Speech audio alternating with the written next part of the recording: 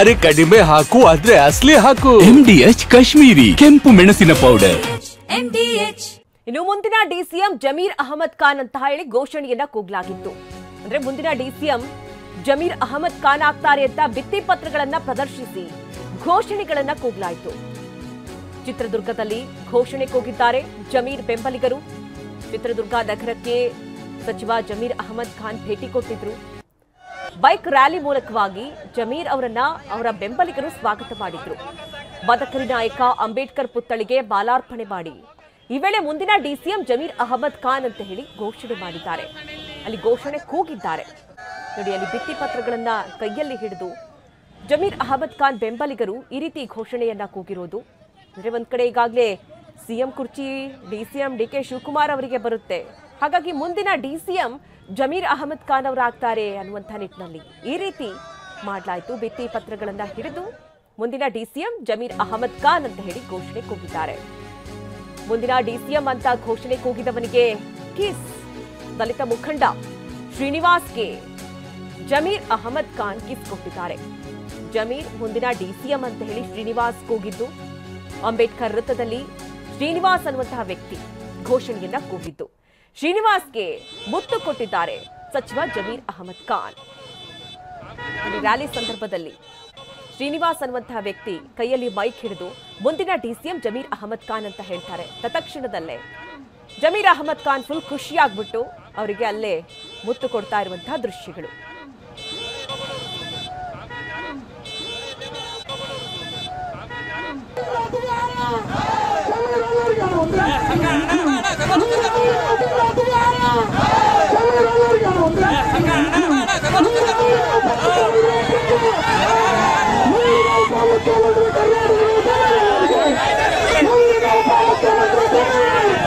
बाबा साहब अंबेडकर आशीर्वाद, बाबा साहब अंबेडकर अभिमान.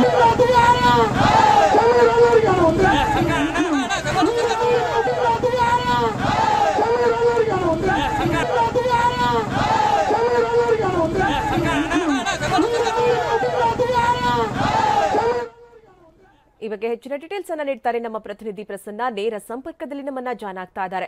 ಪ್ರಸನ್ನ, ಇಲ್ಲಿ ಗಮನಿಸೋದಾದ್ರೆ ಒಂದ್ ಕಡೆ ಸಿಎಂ ಸಿದ್ದರಾಮಯ್ಯ ಕೆರಳಿದ್ದಂತದನ್ನ ಗಮನಿಸಿದ್ವಿ ಪತ್ರಕರ್ತರ ವಿರುದ್ಧವಾಗಿ. ಎಲ್ಲಿ ಬಂದಿದೆ ಪದಗ್ರಹಣ ಅಂತ ಹೇಳಿ ಕೇಳಿದ್ರು. ಇನ್ನೊಂದ್ ಕಡೆ ಡಿಸಿಎಂ ಡಿಕೆ ಶಿವಕುಮಾರ್ ಅವರು ಮುಂದಿನ ಸಿಎಂ ಆಗ್ತಾರಾ ಅಂತ ಹೇಳಿ ಅನ್ನುವಂಥ ಪ್ರಶ್ನೆಗೆ ಜಮೀರ್ ಅಹಮದ್ ಖಾನ್ ಅವರು 2028ವರೆಗೆ ಕುರ್ಚಿ ಖಾಲಿ ಇಲ್ಲ ಅಂತಾರೆ.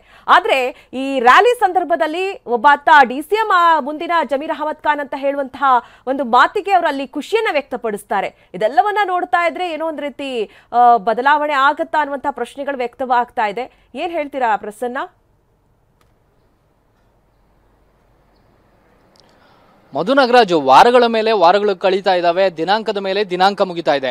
ಆದರೆ ನಾಯಕತ್ವ ಬದಲಾವಣೆ ವಿಚಾರ ಮತ್ತು ಸಚಿವ ಸಂಪುಟ ಪುನರ್ರಚನೆಯ ವಿಚಾರದಲ್ಲಿ ಒಂದು ಸ್ಪಷ್ಟ ಮಾಹಿತಿ ಮಾತ್ರ ಕಾಂಗ್ರೆಸ್ನ ಯಾವ ನಾಯಕರಿಗೂ ಕೂಡ ಇಲ್ಲ. ಏಕೆ ಅಂತಂದ್ರೆ ಎಲ್ಲರೂ ಕೂಡ ಹೈಕಮಾಂಡ್ನ ಕಡೆ ಬೆಟ್ಟು ಮಾಡಿ ತೋರಿಸ್ತಾ ಇದ್ದಾರೆ. ಎಲ್ಲವೂ ಕೂಡ ಹೈಕಮಾಂಡ್ನ ನಿರ್ಧಾರ. ನಾಯಕತ್ವ ಬದಲಾವಣೆ ಇರಲಿ, ಉಪಮುಖ್ಯಮಂತ್ರಿಗಳು ಮುಖ್ಯಮಂತ್ರಿಗಳಾಗುವಂತಹ ಅವಕಾಶದ ಬಗ್ಗೆ ಇರಲಿ, ಅಥವಾ ಸಚಿವ ಸಂಪುಟ ಪುನರ್ರಚನೆ ಇರಲಿ, ಇದೆಲ್ಲವೂ ಕೂಡ ಹೈಕಮಾಂಡ್ ತೀರ್ಮಾನ ಮಾಡಬೇಕಾಗುತ್ತೆ. ಆದರೆ ಸದ್ಯದ ಮಟ್ಟಿಗೆ ಆಯಾಯ ನಾಯಕರು ತಮ್ಮ ತಮ್ಮ ಲೆಕ್ಕಾಚಾರ, ತಮ್ಮ ತಮ್ಮ ತಂತ್ರಗಾರಿಕೆ ಭಾಗವಾಗಿ ಹೇಳಿಕೆಗಳನ್ನ ಮಾತ್ರ ನಿರಂತರವಾಗಿ ಕೊಡ್ತಾ ಇದ್ದಾರೆ. ಒಂದು, ಡಿಕೆ ಶಿವಕುಮಾರ್ ಅವರು ನವೆಂಬರ್ 20 ಸರ್ಕಾರಕ್ಕೆ 2.5 ವರ್ಷ ರಚನೆಯಾಗಿ ಆಗುತ್ತೆ. ಅಂತ ಸಂದರ್ಭದ ಬಳಿಕ ತನ್ನನ್ನ ಮುಖ್ಯಮಂತ್ರಿಯಾಗಿ ಮಾಡಬೇಕು ಅಂತ ಹೇಳಿ ಡೆಡ್ಲೈನ್ ಅನ್ನ ಕೊಟ್ಟಿದ್ದಾರೆ ಅನ್ನುವಂತಹ ಚರ್ಚೆಗಳು ಮತ್ತು ಆ ರೀತಿಯ ಮಾತುಕತೆಗಳು ಜೋರಾಗಿ ಹರಡ್ತಾ ಇದ್ದಾವೆ. ಡಿಕೆ ಶಿವಕುಮಾರ್ ಅವರ ಡೆಡ್ಲೈನ್ ನ ಬಗ್ಗೆ ಪ್ರಶ್ನೆ ಕೇಳಿದ ತಕ್ಷಣವೇ ಮುಖ್ಯಮಂತ್ರಿಗಳು ಸಾಕಷ್ಟು ಸಿಟ್ಟಿಗೆದ್ದಿದ್ದಾರೆ. ಎಲ್ಲಿ ಬಂದಿದೆ, ಯಾರ ಮಾಹಿತಿ, ಈ ರೀತಿಯ ಪ್ರಶ್ನೆಗಳನ್ನ ಮರು ಪ್ರಶ್ನೆಗಳನ್ನ ಮಾಧ್ಯಮದ ಪತ್ರಕರ್ತರಿಗೆ ಹಾಕೋ ಮೂಲಕ ಎಲ್ಲೋ ಒಂದ್ ಕಡೆ ತಮ್ಮ ಅಸಮಾಧಾನವನ್ನ, ಈ ರೀತಿಯ ಬೆಳವಣಿಗೆಗಳು ಎಲ್ಲಾಗ್ತಿದೆ ಅನ್ನೋ ಬಗ್ಗೆಯೂ ಕೂಡ ಮುಖ್ಯಮಂತ್ರಿಗಳು ಒಂದಷ್ಟು ಪ್ರಶ್ನೆಯನ್ನ ಹಾಕಿದ್ದಾರೆ. ಇನ್ನುಳಿದಂತೆ ಹೆಚ್ಚುವರಿ ಡಿಸಿಎಂ ಆಯ್ಕೆಯನ್ನ ಮಾಡಬೇಕು ಅನ್ನುವಂಥದ್ದು ಪಕ್ಷದ ಒಳಗೆ ಇರುವಂತಹ ಆಗ್ರಹ. ಎಲ್ಲೋ ಒಂದ್ ಕಡೆ ನಾಯಕತ್ವ ಬದಲಾವಣೆ ವಿಚಾರ ಮುನ್ನೆಲೆಗೆ ಬಂದಂತಹ ಸಂದರ್ಭದಲ್ಲಿ ಹೆಚ್ಚುವರಿ ಡಿಸಿಎಂ ಆಯ್ಕೆಯನ್ನು ಕೂಡ ಮಾಡಬೇಕು ಅನ್ನುವಂತಹ ಆಗ್ರಹ ಜೋರಾಗಿ ರಾಜ್ಯ ಮಟ್ಟದಲ್ಲಿ ನಡೀತಾ ಇದೆ. ಇದುವರೆಗೂ ಕೂಡ ಹೆಚ್ಚುವರಿ ಡಿಸಿಎಂ ವಿಚಾರಕ್ಕೆ ಸಂಬಂಧಪಟ್ಟ ಹಾಗೆ ಆಗಲಿ ಅಥವಾ ಸಚಿವ ಸಂಪುಟ ಪುನರ್ರಚನೆಯ ವಿಚಾರವಾಗಲಿ ಇನ್ನೂ ಹೈಕಮಾಂಡ್ ಮಟ್ಟದಲ್ಲಿ ಚರ್ಚೆ ಆಗಿಲ್ಲ. ಆದ್ರೆ ಆಯಾಯ ನಾಯಕರು ಮಾತ್ರ ತಮ್ಮ ತಮ್ಮ ಲೆಕ್ಕಾಚಾರದ ಆಧಾರದ ಮೇಲೆ ಒಂದಷ್ಟು ತಂತ್ರಗಾರಿಕೆಯನ್ನಂತೂ ನಿರಂತರವಾಗಿ ಮಾಡ್ತಿದ್ದಾರೆ. ಸಮುದಾಯವಾರು ಹೆಚ್ಚುವರಿ ಡಿಸಿಎಂ ಆಯ್ಕೆ ಮಾಡುವಂತಹ ಸಂದರ್ಭದಲ್ಲಿ ಅಲ್ಪಸಂಖ್ಯಾತ ಸಮುದಾಯಕ್ಕೆ, ದಲಿತ ಸಮುದಾಯಕ್ಕೆ ಮತ್ತು ಬೇರೆ ಬೇರೆ ಲಿಂಗಾಯತ ಸಮುದಾಯಕ್ಕೂ ಸೇರಿದಂತೆ ಹೆಚ್ಚಿನ ಅವಕಾಶ ಸಿಗಬಹುದು ಅನ್ನುವಂಥ ಲೆಕ್ಕಾಚಾರಗಳನ್ನ ಇಟ್ಕೊಳ್ಳಲಾಗಿದೆ. ಇನ್ನೊಂದಷ್ಟು ಹಿರಿಯ ಸಚಿವರಿಗೆ ತಾವು ಸಚಿವ ಸಂಪುಟದಲ್ಲಿ ಮುಂದುವರಿತೀವೋ ಇಲ್ವೋ ಅನ್ನುವಂಥ ಆತಂಕವೂ ಕೂಡ ಕಾಡ್ತಾ ಇದೆ. ಇದೇ ಕಾರಣಕ್ಕೋಸ್ಕರ ಕೆಲವೊಂದಿಷ್ಟು ಮಂದಿ ದೆಹಲಿಯ ಯಾತ್ರೆಯನ್ನು ಕೂಡ ಕೈಗೊಂಡಿದ್ದಾರೆ. ದೆಹಲಿಯ ಮಟ್ಟಕ್ಕೆ ಹೋಗಿ ಹೈಕಮಾಂಡ್ ನಾಯಕರನ್ನ ಭೇಟಿಯಾಗಿ ಅವರ ಮನವೊಲಿಸುವಂತ ಒಂದಷ್ಟು ನಿರಂತರ ಪ್ರಯತ್ನಗಳು ಕೂಡ ಕಂಡು ಬರ್ತಾ ಇದ್ದಾವೆ. ಆದ್ರೆ ಇದೀಗ ಸದ್ಯ ಹೈಕಮಾಂಡ್ ಈ ಎಲ್ಲ ರಾಜಕೀಯ ಬೆಳವಣಿಗೆಗಳ ಬಗ್ಗೆ, ಕರ್ನಾಟಕದ ಕಾಂಗ್ರೆಸ್ ಸರ್ಕಾರದಲ್ಲಿ ಇದ್ದಿರುವಂತಹ ಗೊಂದಲಗಳ ಬಗ್ಗೆ ಬಹುತೇಕ ಗಮನ ಹರಿಸೋದಕ್ಕೆ ಬಿಹಾರದ ಚುನಾವಣೆಯ ಫಲಿತಾಂಶದ ನಂತರ ಮಾತ್ರ ಸಾಧ್ಯ ಅನ್ನುವಂತಹ ಮಾತನ್ನ ಸ್ವತಃ ಸಚಿವರು ಕೂಡ ಹೇಳ್ತಾ ಇದ್ದಾರೆ. ನವೆಂಬರ್ 14ರ ಬಳಿಕ ಎಲ್ಲೋ ಒಂದ್ ಕಡೆ ಒಂದಷ್ಟು ಬೆಳವಣಿಗೆಗಳಾಗಬಹುದು, ನವೆಂಬರ್ 20ರ ಆಸುಪಾಸಿನಲ್ಲಿ ಸಚಿವ ಸಂಪುಟ ಪುನರ್ರಚನೆ ಆಗಬಹುದು ಅನ್ನುವಂತ ಎಲ್ಲಾ ರೀತಿಯ ಲೆಕ್ಕಾಚಾರಗಳು ನಡೀತಾ ಇದಾವೆ ಹೊರತಾಗಿ ಇದುವರೆಗೆ ಹೈಕಮಾಂಡ್ ಇಂದ ಒಂದು ಸ್ಪಷ್ಟ ಸಂದೇಶ ಇದುವರೆಗೆ ಬಂದಿಲ್ಲ. ಅಥವಾ ನಾಯಕತ್ವ ಬದಲಾವಣೆ ವಿಚಾರದಲ್ಲೂ ಕೂಡ ಹೈಕಮಾಂಡ್ ಇದುವರೆಗೆ ತನ್ನ ತುಟಿಯನ್ನ ಬಿಚ್ಚಿಲ್ಲ.